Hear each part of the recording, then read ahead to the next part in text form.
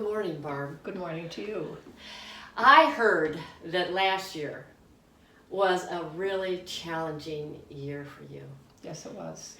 And I thank you for agreeing to meet with me here and tell your story because I believe your story can be a story that'll strengthen other people. And so let's just begin. I know the very beginning part was that you traveled up north to your summer cabin where you usually go every summer for a few weeks.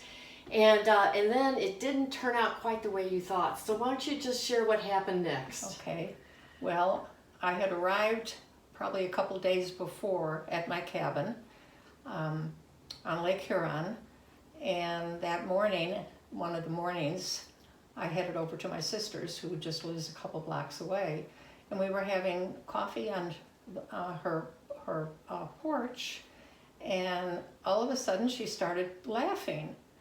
And I looked at her and said, "What's wrong?" And she said, "Don't you realize you're talking in gibbering?" Oh my And gosh. I said, "No, not at all." Oh. And she said, "Well, I can't even understand you." But what I was hearing was what I thought I was saying. And she says, "Something's wrong." Oh my. And she said, "I think we better go to the ER." She says, "I think you could be experiencing a stroke." Oh my gosh. Now you're up kind of far north. You're kind of away from big towns and things, aren't you? Yeah, we're in a small town of maybe a population of maybe 1,200 people. Oh my gosh. So your sister realized something's going wrong. Right. What does she do next? She called her, first she tried to reach one of my daughters, and she didn't have all of their numbers or their cell phone numbers. So finally, I think she reached Kim, and she said, "Get her to the emergency room as fast as you can." Then she called her daughter-in-law, who works just a couple miles away, to come over and go in the car with us because the closest hospital was 35 miles. Oh my gosh. So the daughter-in-law arrived and helped me into the car, and she just took off, driving as fast as she could to this hospital in St. Ignace, Michigan. Oh my gosh. So let me just ask you, at that point, you're in the car, she's speeding to the hospital because she knows something's wrong. Did you at that point know something is wrong, or what were you thinking at that point? I was just numb sitting in the seat. Oh. And I don't even remember her driving. I don't remember arriving at the hospital. The only thing I remember was her helping me in to the emergency room, and immediately they put me in a wheelchair, and from that point on until the following Thursday morning, Oh my gosh. I didn't know anything. Didn't Oh know my where I gosh. was, who I was. Yeah. On the way to the hospital. Right. All right. Yeah. And then when we got there, they said that they thought it was a mini stroke, and they took some particulars down, insurance and everything. And then they said, "Well, there's no MRI tech on duty here." Oh my gosh. And that was my understanding after the fact, that if it is a mini stroke, that an MRI is almost an emergency to get that taken care Like of. they have to have an MRI to determine what's going on with you, right? Right. So they couldn't even do that. So they couldn't even really diagnose you at that point. No. Oh So my that was gosh. the last thing I remember. I don't remember them putting me on a gurney. I don't remember getting into an ambulance. I don't remember anything until that following Thursday. All right. So already, I'm just thinking about this situation where you can't talk and you're unaware of what's going on, and now you got to this little hospital. They don't have an MRI technician, and so immediately they decide they got to send you to a bigger hospital. So they put you in an ambulance, drive you in an ambulance over 50 miles to get to another hospital. And then what happens next? Well, there was a time during that ride of 50 miles to the second hospital over the Mackinac Bridge to Petoskey, Michigan. And I remember the paramedic or whoever was in the ambulance said to me, "You're in an ambulance and we're driving you to another hospital, and we're going over the Mackinac Bridge. It'll be at least an hour or an hour and a half drive." Oh my gosh. I remember hearing that, but I was not able to communicate with him. Oh my gosh. So I don't remember getting to the hospital. The next thing I knew, I was in a room. Oh my gosh, I can't imagine what that's like. Like all this stuff is happening around you and you're not able to respond. Mm-hmm. I mean, I was awake. I mean, awake, but yet unconscious. Yeah. Yeah. Wow. So I could see what was going on, But not yet, processing. No, not at all. So then you get there, and I know what they do. They do a bunch of tests, right? And you don't even know what they're doing, really. No. Just one test after another. The only thing that came back from that day was that the nurses told my daughter, let's get this lady in, she's in bad shape. Oh my gosh. And that was at the time of my discharge that we were told that. Yeah. But she was told that. She didn't tell me until I got in the car after they came and picked me up. Okay, so now your daughter who came, they had to drive how far to get to you? Well, it was 480 miles. Oh, So- no, not total 400. It was probably from here to there, probably 375 miles. So they got in the car right away and drove to this hospital, this bigger hospital. Yes. And when they come, and you didn't know this, but they told her that you were in bad shape. Yes. Yeah. Oh my gosh. Yeah. Now this was during COVID time, so what does this mean for visitors? Why don't you share that? Well, they were told that being that she was the one, kind of the spokesperson, that she was the only one that could visit me the whole time I was there. And she had to wear a mask, and she had to go through the temperature when she came in. But when she came in, I didn't know that she was even there. And then I remember her coming up to the bed, and as she related to me that she said, oh wow, Mom, you really have a nice room. You got a beautiful view. Still, I was not able to communicate with her at all. Oh my gosh. Until the next day. And during that period of time that I was there, I don't know how many tests they took me. I don't remember them coming to get me or wheeling me down the hall, whether I was on a gurney or in a wheelchair.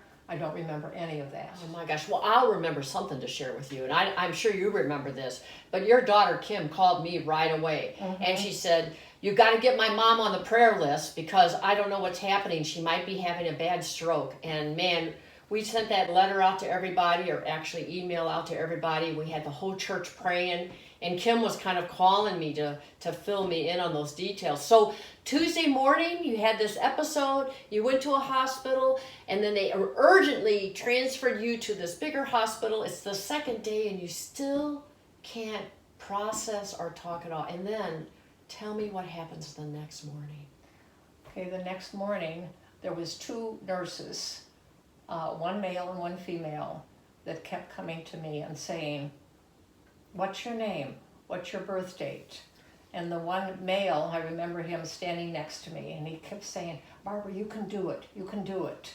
And still, nothing would come out. Yeah. And then later in the day, they came back, and I remember him telling me that he was going to be off work the next day. So when I saw, and that I was able to comprehend. Oh. And the next day when he came, and I said, I thought you were going to be off today. And he says, I was really concerned about you, so I decided to come in anyway. Oh my gosh. So I was very appreciative of that. So it sounds like things were starting to return then. Yes. Tell me about that. Yeah. Well, and then Kim was able to come back the next day, but she was only able to come during the visiting hours, Okay. which were very restricted because of COVID. Sure. But one of the other daughters could not come because Kim was the first one, and she had cleared whatever they had to do to clear her for COVID. Yeah. And so this was Thursday morning that she was able to, no, it was Wednesday night late, because she came and she said, Mom, how's the food? And at that time, I was able to communicate somewhat, and I just Okay. kind of shook my head. So she went to the restaurant near the motel where the girls were staying and picked me up a hamburger and brought that. Nice. But I hardly ate any of it. I mean, I Right. had no appetite, not able to communicate with her, and I just kind of shook my head and kind of made a gesture of thank you. And then the next morning she came back and she said, what are you doing today? And that was when I was able to speak. And she just hugged me and was just, she couldn't believe it. And I said, Kim, I said, it's an answer to prayers. Yeah. I said, and she told me then that she had been in contact with you, and she called the rest of the family, and of course that spread. Oh yeah. And then she called a couple of my other close friends, and of course Oh that yeah, spread. everybody had been praying about Yeah, that. yes. So all of a sudden you could speak. Mhm. And could you process too then? Like you Yes, could understand? somewhat. And then the doctors came in and they just shook their head and they said, whoa, you really made good progress. Yeah. And they said, you're going to be able to go home today if you can walk down the hall unassisted. And I said, well, I'm going to try. And Oh, I know you, boy. You're going to give it your best. I was able to do that. And they said, okay, we'll write up the papers for you and you can leave the hospital today.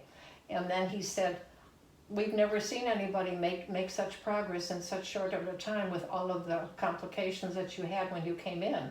Yeah. And I said, well, that's the power of prayer. And the one doctor, I don't even remember his name or who he was, Yeah. he said, you really believe that? And I said, yes, I do. I said, the power of prayer and the Holy Spirit and God has been with me from the very beginning. And I said, my family, my congregation, my friends, we're all on the same page. Oh, And so I walked down the hall and came back and he said, do you think you can get dressed by yourself? And of course Kim was there, so she helped me. sure. And then I was able to go, they, of course, all the papers, and she signed most of them. And we went downstairs in a wheelchair.